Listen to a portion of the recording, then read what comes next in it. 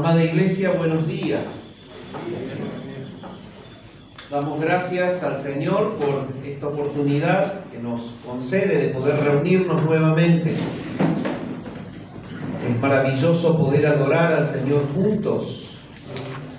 Y el deseo de mi corazón, y creo que el de la mayoría de ustedes, es que pronto este lugar quede pequeño y que muchos más puedan adorar al Señor junto a nosotros en este lugar. Es el propósito de Dios. Él busca adoradores que le adoren en espíritu y en verdad, y esto es lo que Él ha hecho.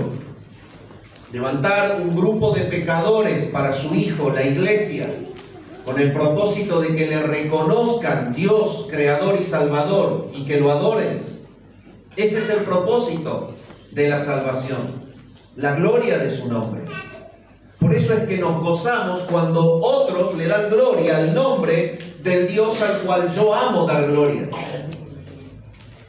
Esa es la bendición de la adoración conjunta. La verdad es que yo clamo que estallen las paredes. ¿Sí? No es un globo, pero me encantaría que los ladrillos estallen, que no entren. Abra su Biblia en Hebreos 1.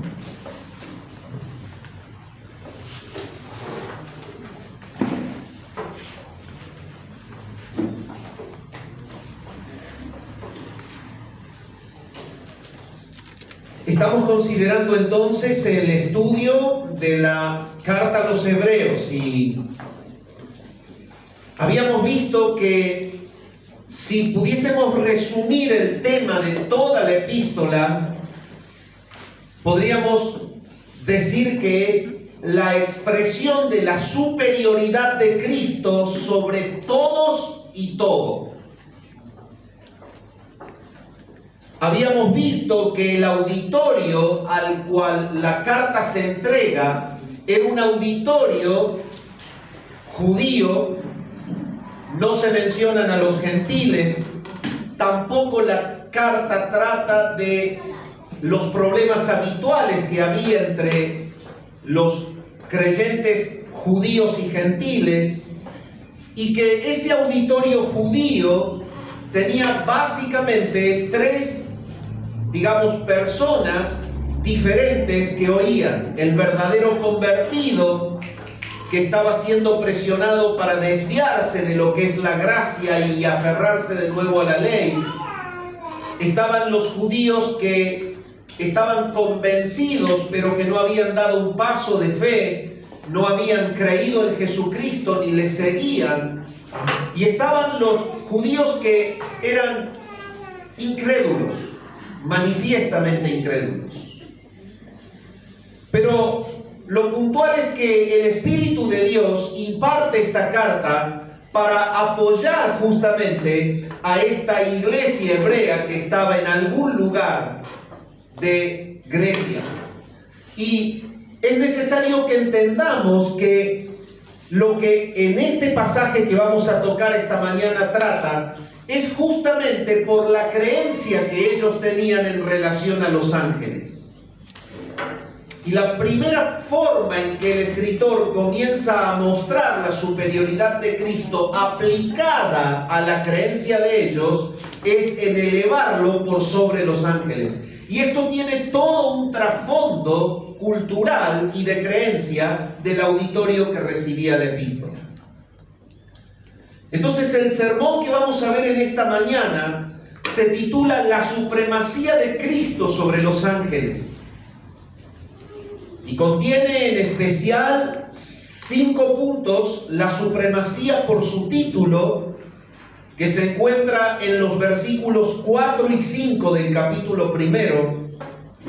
La supremacía por su adoración, que se encuentra en el versículo 6, es el punto 2.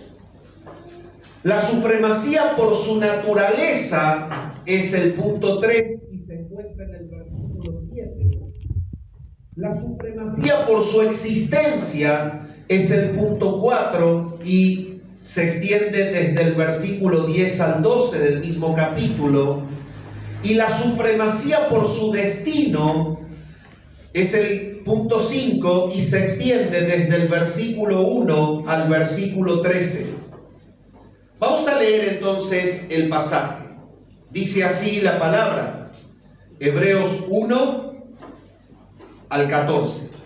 Dios, habiendo hablado muchas veces y de muchas maneras en otro tiempo a los padres por los profetas, en estos postreros días nos ha hablado por el Hijo, a quien constituyó heredero de todo y por quien asimismo hizo el universo, el cual, siendo el resplandor de su gloria y la imagen misma de su sustancia, y quien sustenta todas las cosas con la palabra de su poder, habiendo efectuado la purificación de nuestros pecados por medio de sí mismo, se sentó a la diestra de la majestad en las alturas. Gracias por el tema. Versículo 4.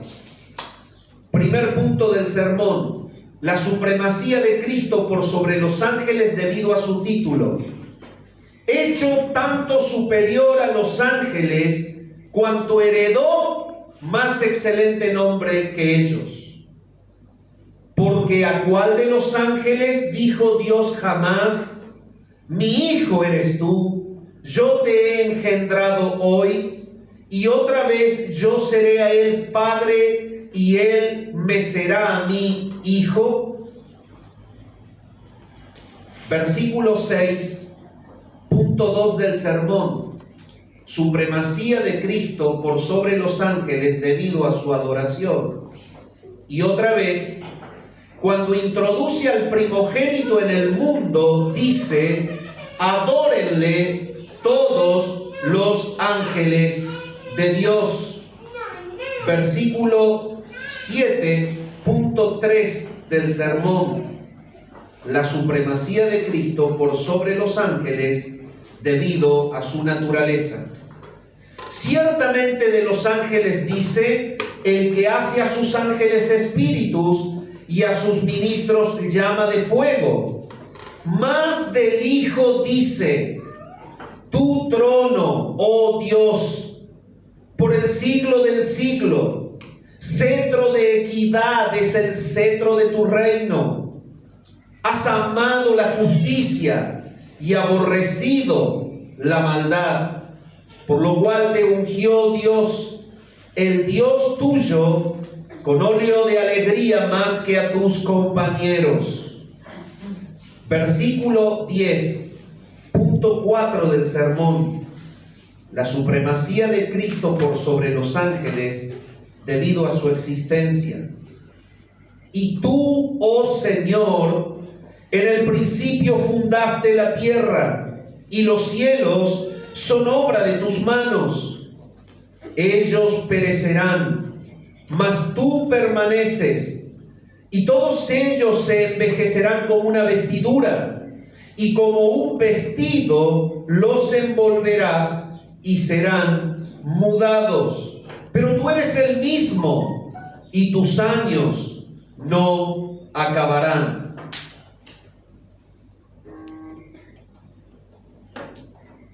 Punto 5 del sermón.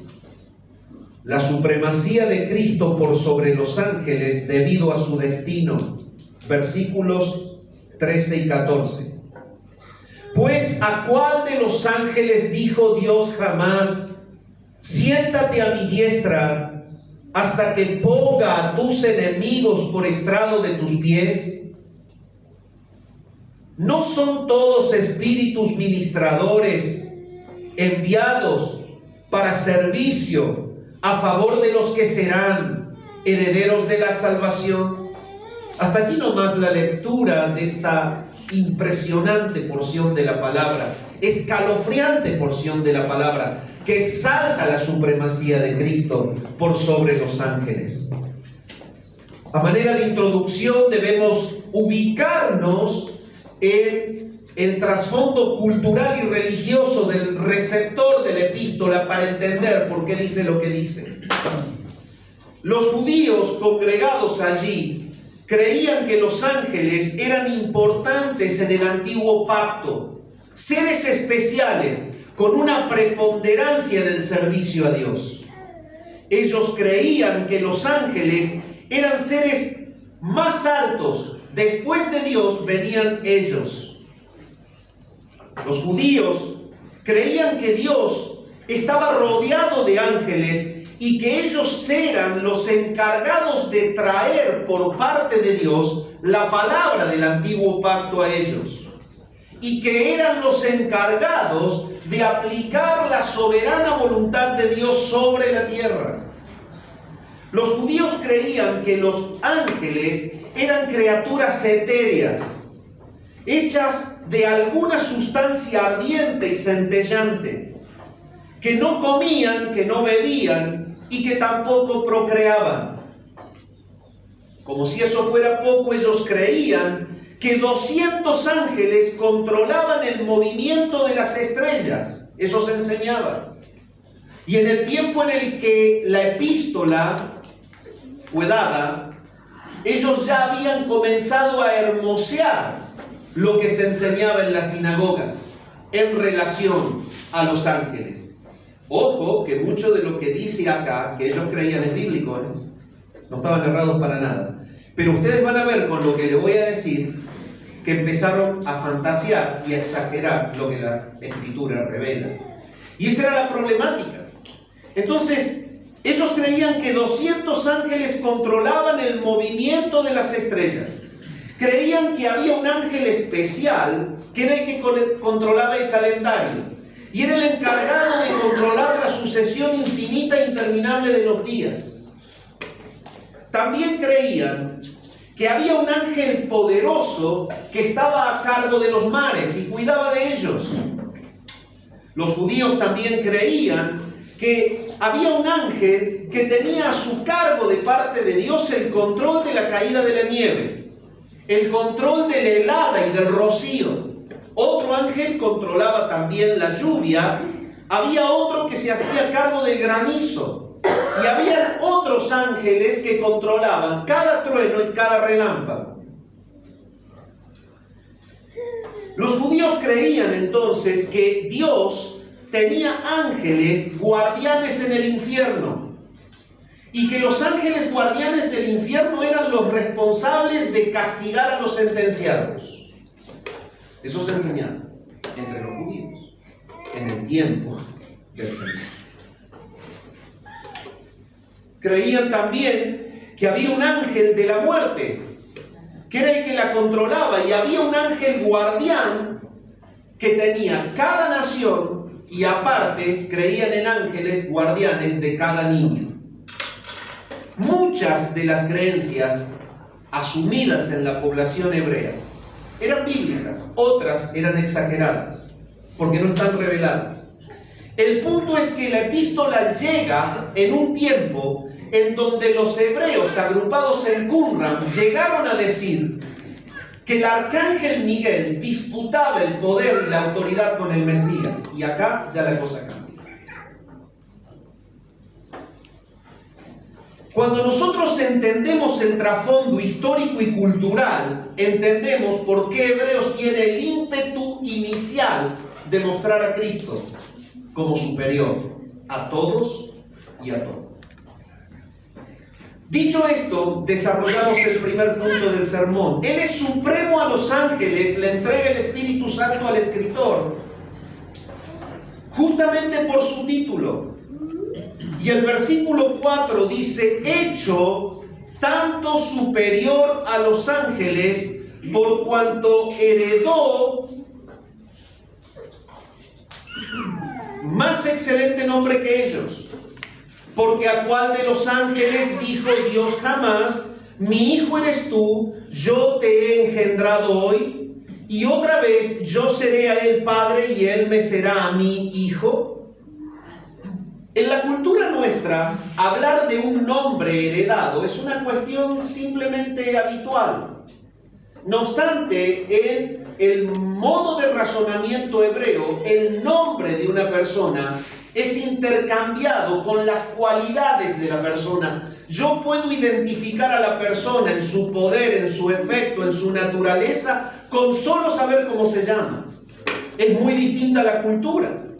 Entonces el escritor, guiado por el Espíritu, comienza con la manera cultural del entendimiento del nombre a mostrar que Cristo es en esencia superior a los ángeles, porque su nombre amerita una esencia superior.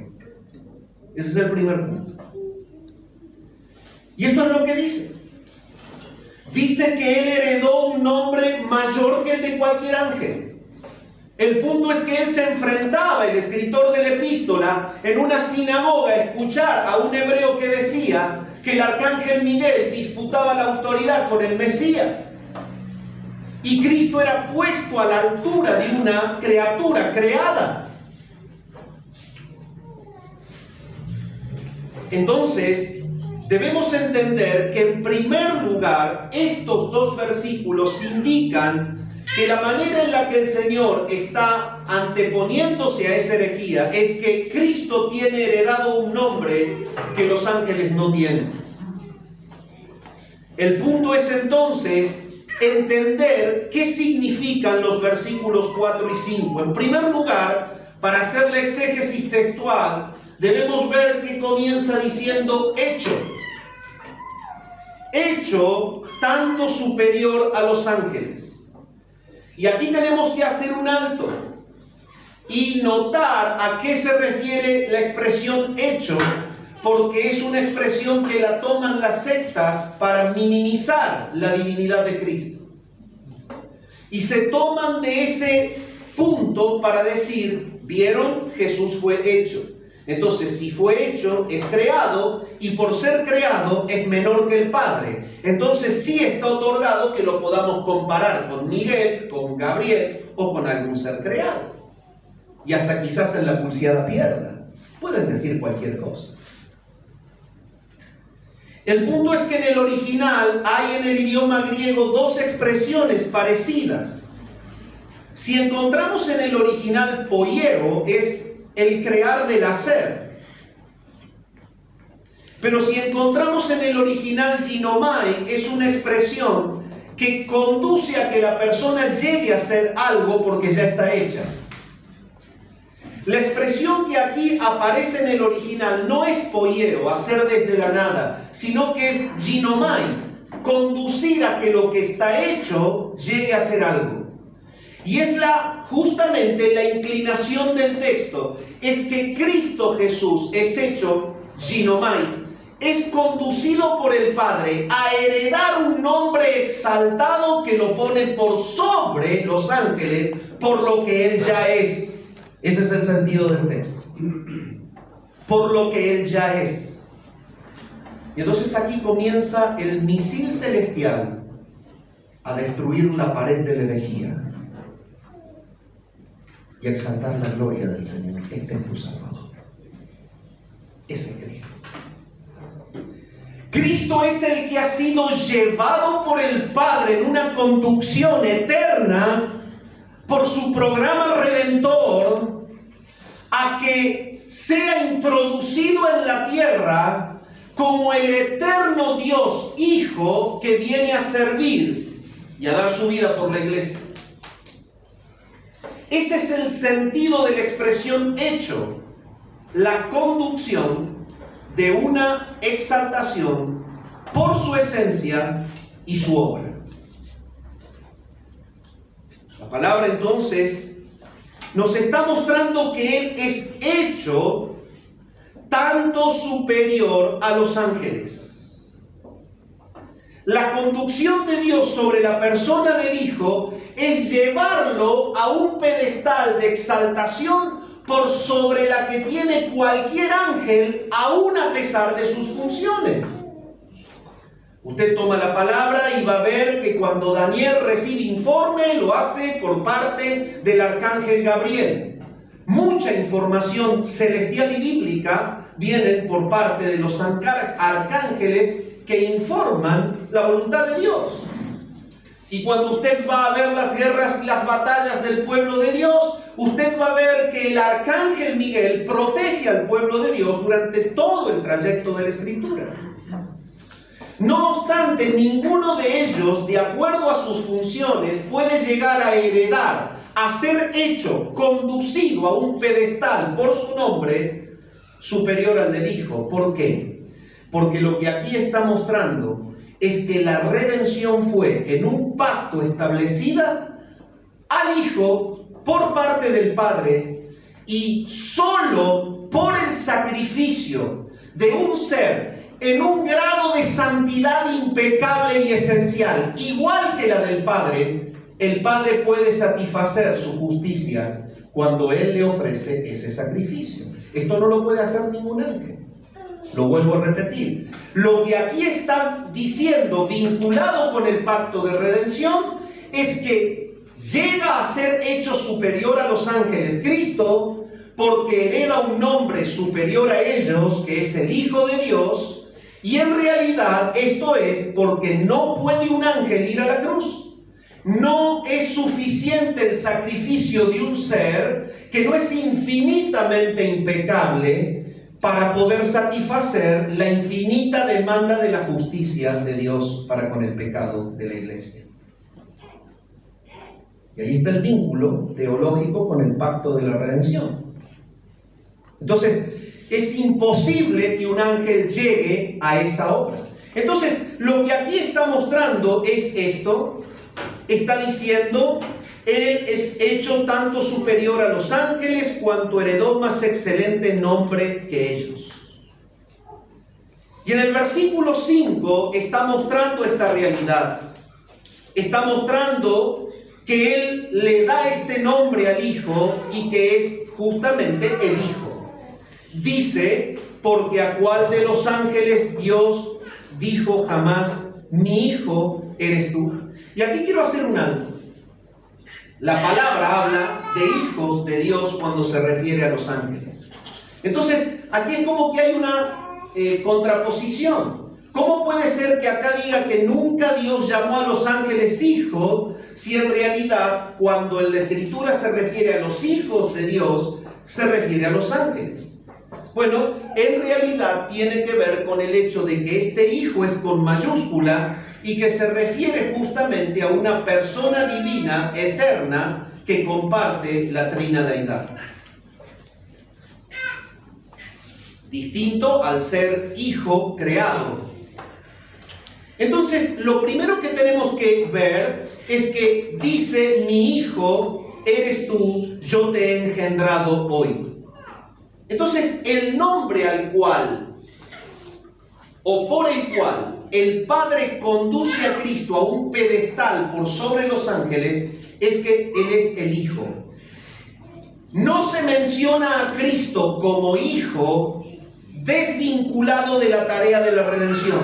Dicho de otra forma, las porciones que se refieren a Cristo como el Hijo eterno de Dios, miembro de la trina deidad, no mencionan el nombre Hijo sin estar conectado con la redención. Un ejemplo básico, fundamental, es Juan capítulo 1. En el principio era el verbo era con Dios, y el verbo era Dios. Este era en el principio con Dios. Todas las cosas por Él fueron hechas, y sin Él nada de lo que ha sido hecho fue hecho. El enfoque de la Escritura allí es mostrar a Cristo como el eterno Hijo de Dios. El verbo, ahí el nombre es el verbo. No obstante, cuando se llega al versículo 14 dice, y aquel verbo fue hecho carne. El título de Hijo se relaciona con la encarnación de este ser eterno, que es igual porque es Dios. Y entonces es esto lo que está diciendo aquí. Para que Cristo sea llamado Hijo, tiene que entrar en el plan de su servicio redentor. Por eso es que cuando dice hecho no significa una creación desde cero, sino a la conducción de la exaltación por su nombre debido a su obra. Y este es el tema. No puede ni siquiera un ángel dar su vida. No hay perfección en ninguna criatura, solo en el Hijo de Dios para que los pecados del pueblo santo puedan ser juzgados y perdonados en él. ¡Qué tremendo! La gloria de nuestro Señor.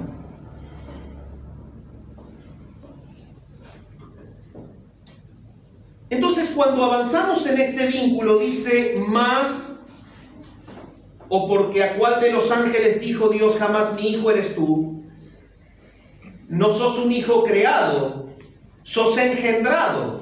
Yo te he engendrado hoy. Tome su Biblia. Vaya a Juan 1.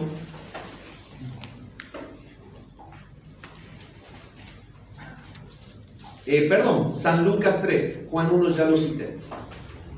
San Lucas, el capítulo 3.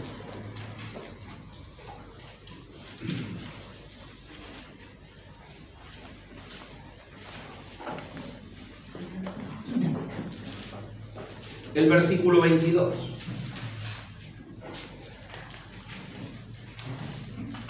Y descendió el Espíritu Santo sobre él en forma corporal como paloma, y vino una voz del cielo que decía: tú eres mi Hijo amado, en ti me complazco. Ese es el sentido de Hebreos.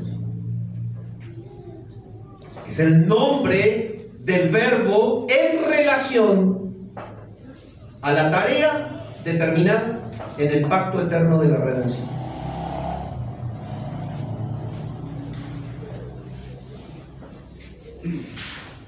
Esto lo coloca por sobre los ángeles.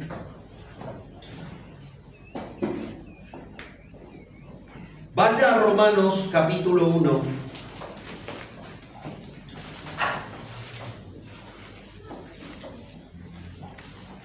Versículos 3 y 4. Leo de la Valera 60. Acerca de su Hijo, nuestro Señor Jesucristo, que era del linaje de David según la carne, que fue declarado Hijo de Dios con poder según el Espíritu de santidad por la resurrección de entre los muertos. Dos versículos que ponen una cota que indica la superioridad de Cristo por sobre los ángeles, conducido a heredar un nombre que es superior al del nombre de cualquiera de ellos. San Lucas dice que Dios le llama a su Hijo estando allí y que Él se complace en su obra. Y Romanos aclara por boca de Pablo que es declarado Hijo de Dios con poder por la resurrección de entre los muertos.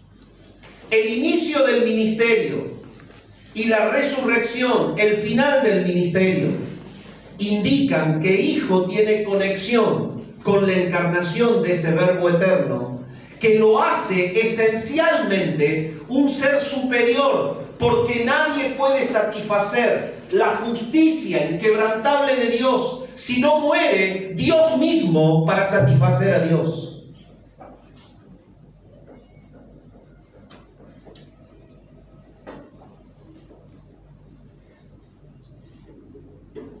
En segundo lugar, Cristo es superior a los ángeles por su adoración. Si usted se desplaza al versículo 6, dice: y otra vez, cuando introduce al primogénito en el mundo, dice: adórenle todos los ángeles de Dios. Cuando enfrentamos esta expresión y otra vez, es un conectivo que indica una sucesión lógica de eventos. Ya ha habido una vez en la que los ángeles le adoraron, y fue su primer nacimiento. La palabra es clara cuando muestra que en el nacimiento de Cristo se revolucionó el cielo y los ángeles le adoraron. Pero la palabra está mostrando aquí una segunda vez y otra vez cuando introduce al primogénito en el mundo. Él dice, adórenle todos los ángeles de Dios. Y evidentemente la palabra está conectando a la introducción de Cristo en su segunda venida y en la expresión más clara de su supremacía sobre todo lo creado. Y es esto lo que el escritor está mostrando. ¿Quieres ver la superioridad de Cristo? Mira su adoración. Él detalla lo que el Salmo 97, versículo 7 dice, porque ellos están habituados a escuchar este salmo, es aún el himnario de la alabanza de ellos, y en el Salmo 97, 7 dice esto. Noten ustedes, lo vamos a leer. Salmos 97, 7.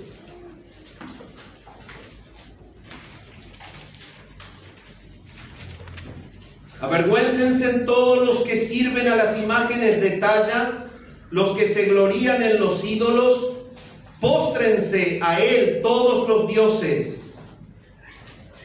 Adórenle todos los ángeles de Dios, es la expresión en el original. Es necesario que entendamos que Él les está hablando a los hebreos con el lenguaje habitual con la que ellos pretendían colocar a los ángeles a la altura del Hijo. Y tomando la expresión habitual, Él les dice, el único digno de adoración es Cristo. Y está pidiéndole a los ángeles que le adoren a Él. Por lo tanto, no hay un detalle más puntual para mostrar que un ser es divino, celestial, sino el hecho de que reciba adoración. Si el ser recibe adoración es Dios, porque Él es el único digno de recibir adoración. Entonces, el hecho de que la Escritura muestre que cuando introduce al primogénito del mundo, el Padre otorga el derecho de que el Hijo reciba adoración, es que está mostrando que es Dios, y por ser Dios es superior a toda criatura creada. Y esa es la manera en la que el escritor muestra la superioridad de Cristo. Adórenle todos los ángeles de Dios. Pues bien, entonces, ¿qué está diciendo cuando dice y otra vez, cuando introduce al primogénito? Otra vez, segunda venida, cuando introduce al primogénito. Otra expresión que la debemos explicar porque las sectas la toman para decir es el primer hijo, por lo tanto, si nació fue creado, y por ser creado como primogénito, entonces no es igual al Padre, es inferior. La palabra primogénito, tanto aquí como en Colosenses 1, es el término protótokos. No es una expresión que se refiera a un orden de creación, el primer hijo anterior al segundo hijo. La primogenitura era un concepto del hebreo perfectamente claro y era justamente que el primogénito heredaba del padre todos sus bienes, y eso era algo que lo determinaba el padre. Y que para colmo en la escritura está claro que no depende del orden de nacimiento. A Jacob amé, mas a Esaú aborrecí, pero Esaú nació primero y Jacob después.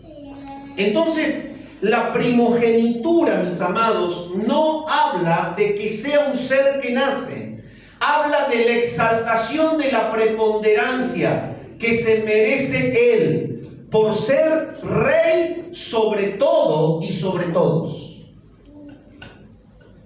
Este es el punto que trata aquí. Cuando Él introduce al primogénito en el mundo por segunda vez, es que ha llegado el fin de la redención y está al albor el reinado definitivo del gran rey que controla todo el universo, volviéndolo a la santidad original, para que en esa nueva Jerusalén, la ciudad capital del reino eterno, el Padre, el Hijo y el Espíritu Santo reciban la adoración del pueblo santo introducido allí. El primogénito es el que recibe este reconocimiento de supremacía sobre todo el universo creado. Y este es el sentido del texto. Entonces, Él es supremo, digno de toda la adoración, y bajo ningún punto de vista significa aquí que Él sea creado por ser primogénito. Acompáñenme a Apocalipsis capítulo 5, el versículo 11, y vamos a corroborar si realmente esto que dice aquí anticipadamente en el Salmo 97 de manera profética, dice la palabra que se cumpla. Apocalipsis, el capítulo 5, dice lo siguiente. El versículo 11. Y miré y oí la voz de muchos ángeles alrededor del trono y de los seres vivientes y de los ancianos, y su número era millones de millones, que decían a gran voz: el Cordero que fue inmolado es digno de tomar el poder, las riquezas, la sabiduría, la fortaleza, la honra, la gloria y la alabanza, y a todo lo creado que está en el cielo y sobre la tierra y debajo de la tierra y en el mar, y a todas las cosas que en ellos hay. Oí decir al que está sentado en el trono y al Cordero: sea la alabanza, la honra, la gloria y el poder por los siglos de los siglos. Él dice, cuando introduce por segunda vez al primogénito en el mundo: adórenle todos los ángeles de Dios. Aquí están. Ellos le han de adorar. Es que su nombre es superior a los ángeles. Y los ángeles le adoran como Dios Hijo, que ha ejecutado la obra de la redención, y por tal motivo el Padre le ha hecho Señor por sobre todo. En tercer lugar, el pasaje muestra que Cristo es superior a los ángeles por su naturaleza. El versículo 7 dice: ciertamente de los ángeles dice, el que hace a sus ángeles espíritus y a sus ministros llama de fuego. Más del Hijo dice: tu trono, oh Dios, por el siglo del siglo, cetro de equidad, es el cetro de tu reino. Has amado la justicia y aborrecido la maldad, por lo cual te ungió Dios, el Dios tuyo, con óleo de alegría más que a tus compañeros. Y seguimos en lo mismo, analizando que la supremacía del Señor por sobre los ángeles está basado en su naturaleza. Dios está expresando la diferencia natural entre los seres. Y cuando Él expresa la diferencia natural o esencial entre los seres, Él califica a los ángeles el que hace a sus ángeles espíritus. La expresión el que hace a sus ángeles es una expresión que habla de creación. Por lo tanto, lo coloca como criaturas creadas, con una función determinada. Ellos son espíritus creados para favorecer o para el bien o el servicio de los que son herederos de la salvación. Y lo confirma el versículo 14 del mismo párrafo, cuando dice: ¿no son todos espíritus ministradores, enviados para servicio a favor de los que serán herederos de la salvación? Entonces, evidentemente, cuando el Padre nombra a los ángeles, dice: ellos son creados y la función de ellos es servir a los que el Hijo redime. Y esta es la conexión. El trabajo de ellos es servir a los que el Hijo redime. Ellos no los redimen. Ellos sirven a los que el Hijo redime. Eso hace de que ellos sean seres creados inferiores. Y entonces el párrafo está diciendo que por la manera en que califica Dios a los ángeles y al Hijo, la naturaleza de ellos es distinta. Son ministros, llamas de fuego, sí. Vemos en la Escritura que ellos tienen la capacidad de mostrarse de maneras diferentes y evidentemente contienen un poder otorgado, limitado, para ejecutar planes divinos. Es obvio, la Biblia lo muestra. Pero cuando habla del Hijo, la palabra dice lo siguiente. Dice, más del Hijo dice, tu trono, oh Dios. Y entonces, la esencialidad del verbo es que es Dios. Y la esencia de estos seres son diferentes. La naturaleza confirma que los ángeles son inferiores a Él. Entonces, resumimos, cuando dice el que hace, utiliza en el original el griego poieo, que eso sí es crear desde cero.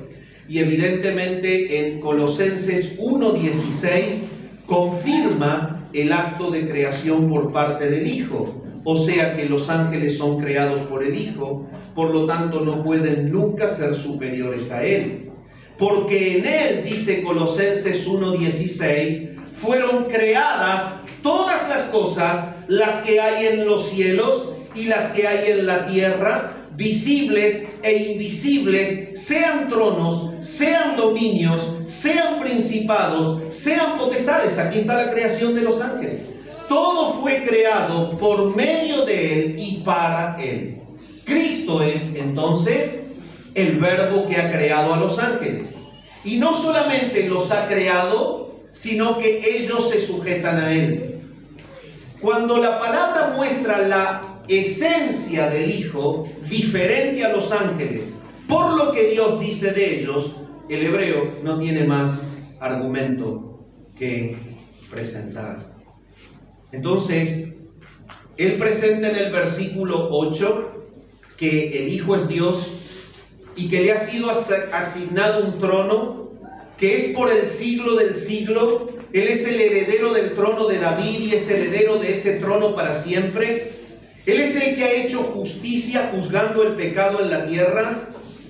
Él es el que ama la justicia y aborrece la maldad. Es el único ser que puede ejecutar un sacrificio de redención perfecto con el alcance necesario para que el pecador sea perdonado. Por lo cual me ungió Dios. Es en el pacto de redención la determinación de su función. Con óleo de alegría más que a tus compañeros, no significa compañeros terrenales, son los compañeros celestiales. Esos eran los ángeles. Sin embargo, el ungimiento de Dios es hacia el Hijo, porque Él es el único digno de ejercer la tarea de la encarnación y de ir a la cruz para redimir al pueblo santo.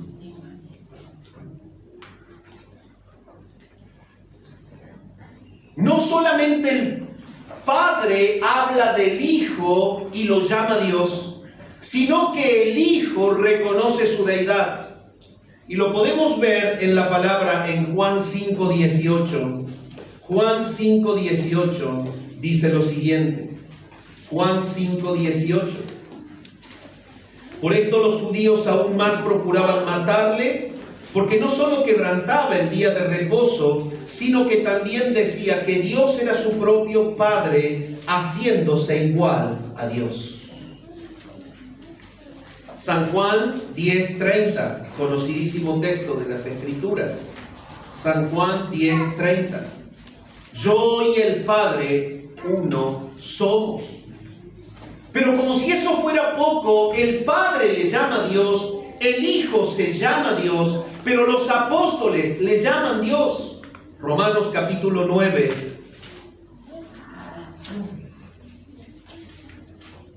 El versículo 5 dice lo siguiente: de quienes son los patriarcas y de los cuales según la carne vino Cristo, el cual es Dios sobre todas las cosas, bendito por los siglos. Amén.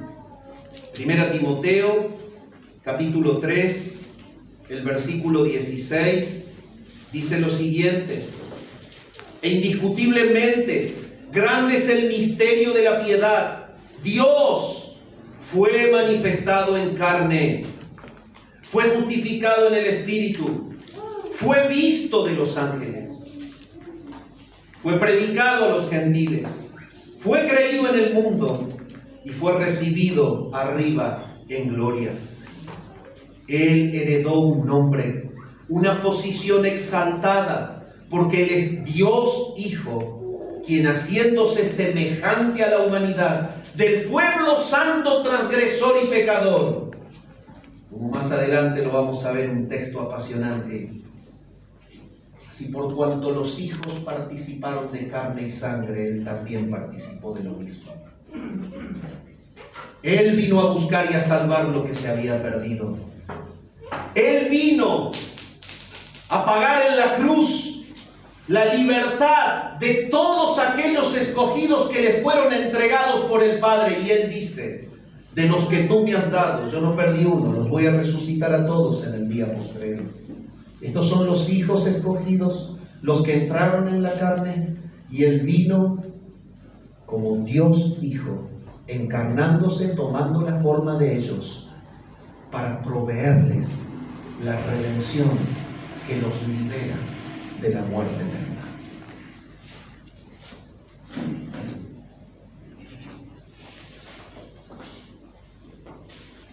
En cuarto lugar, Él es supremo.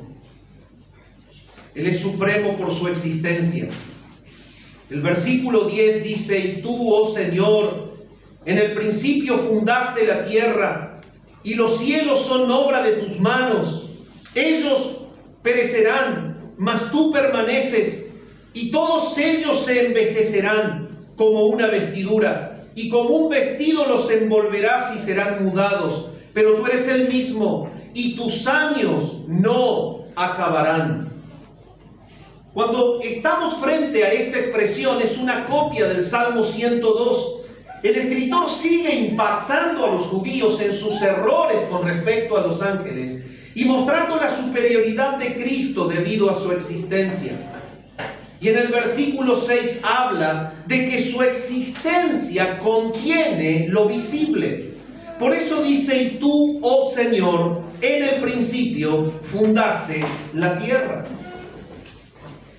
Todos sabemos que si hay un principio en algo creado es porque antes no existía y que comienza a ser desde ese principio.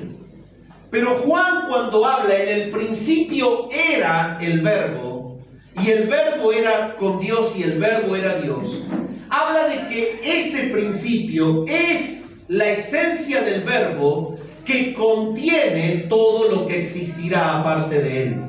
Dicho de otra forma, cuando aquí en Hebreos habla: y tú, oh Señor, en el principio fundaste la tierra, lo coloca a Cristo como el eterno creador desde el cual procede todo lo visible. Él la pudo fundar porque Él es el eterno que está conteniendo la eternidad. El hecho entonces de que sea superior a los ángeles es que Él existe eternamente y los ángeles tienen un punto de inicio existencial. La manera de demostrarlo es que Él es el fundador de lo que tiene principio en algún punto del tiempo. La manera de mostrarlo es que el lugar en donde habitan ellos es una obra de las manos del Hijo.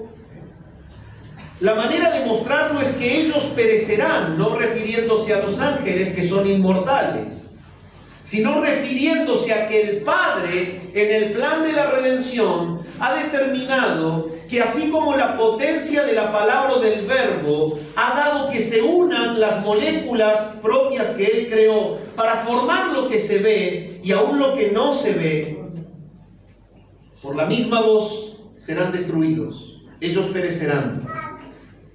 Pero dice que Él permanece cuando ellos perecen. Entonces vuelve a exaltar la eternidad del Creador sobre todo lo creado. No voy a entrar a filosofar sobre las distintas corrientes, Pero entendemos que así sea que Dios degrade todo esto y construya algo nuevo, o que lo renueve, va a tener un cambio propio proveniente de un ser creador, que puede contra lo creado.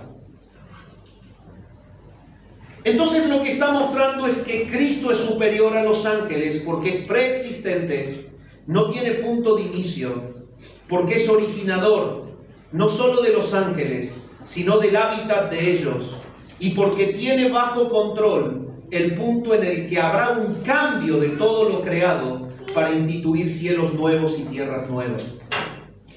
Mas tú permaneces, y todos ellos se envejecerán como una vestidura, y como un vestido los envolverás y serán mudados. Estas escrituras tienen mucha relación con textos apocalípticos y con textos de los profetas del antiguo pacto, en donde muestra que por el poder de la palabra de Dios, así como se constituyó el universo visible tendrá un cambio para establecerse el definitivo y eterno. Cristo es el que tiene bajo su administración todo esto, y esto no lo hace un ángel. Y por último, para terminar, Cristo es superior a los ángeles por su destino. El versículo 13 y 14 dice: pues ¿a cuál de los ángeles dijo Dios jamás: siéntate a mi diestra, hasta que ponga a tus enemigos por estrado de tus pies? Ha mostrado a Cristo como aquel que es hijo porque lo está titulando en relación a su encarnación. Ha mostrado que Él es hijo llamado en el principio de su ministerio y levantado de entre los muertos, cuando ha ejecutado la muerte en la cruz y ha vuelto a la vida. No obstante, la palabra muestra que Él lo exalta hasta lo sumo. De acuerdo lo dice Filipenses capítulo 2, desde el versículo 5 al 8.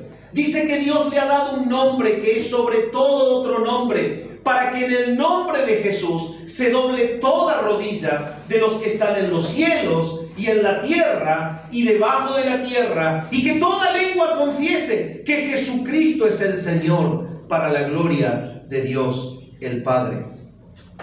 Y entonces es esta la conexión con esta expresión: siéntate a mi diestra. Hay una obra acabada. Nunca el Padre le dijo esto a un ángel, solo a su Hijo, Dios hecho carne, que cumplió fielmente como un siervo fiel la tarea de la redención y que la culminó expresando en la cruz: consumado es. Ahora está a la diestra, una diestra de descanso, una diestra de poder, una diestra de control, una diestra en donde debe ser adorado, pero es la diestra que está esperando el momento para que sea introducido de nuevo en el mundo y para que Él establezca el reino eterno, glorioso y final. Siéntate a mi diestra, hasta una expresión temporal conectiva. No estará siempre sentado. Hay una segunda vez, lo dice el pasaje en que te introduciré. Tú recibirás el honor y la gloria como el Hijo eterno, porque has cumplido la tarea de la redención, y los redimidos por tu muerte te adorarán, junto con los ángeles. Y toda la eternidad será gloria y honra y alabanza al Salvador. Acompáñenme en la palabra para ver esta realidad. 1 Corintios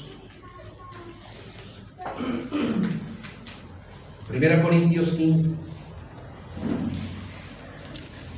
24. Luego el fin, cuando entregue el reino al Dios y Padre, cuando haya suprimido todo dominio, toda autoridad y potencia, porque preciso es que Él reine, hasta que haya puesto a todos sus enemigos debajo de sus pies.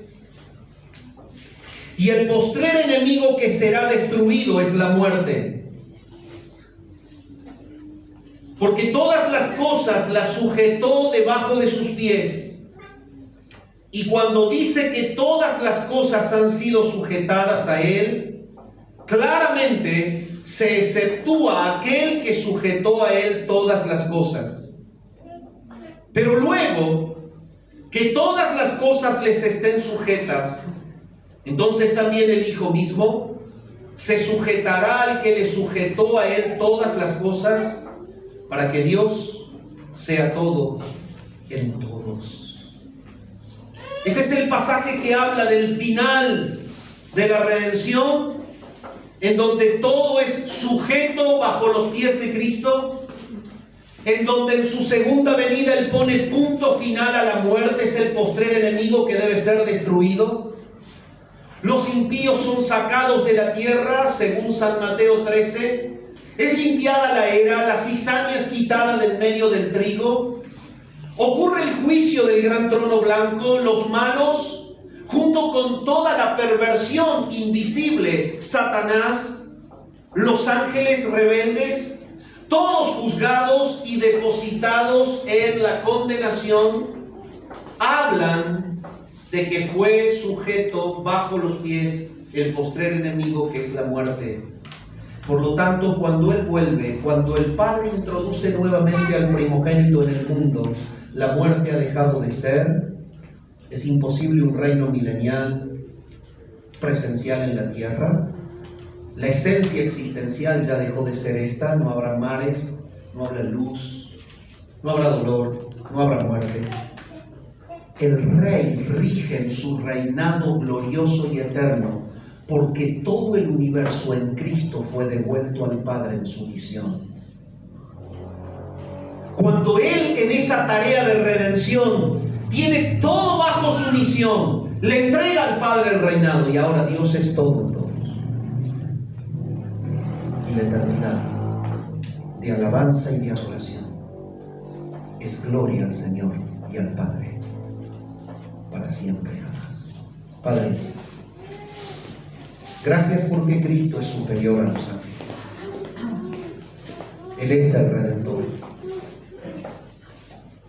Él es el Hijo encarnado, pero es Dios hecho hombre. Él no dejó de ser hombre sin dejar de ser Dios.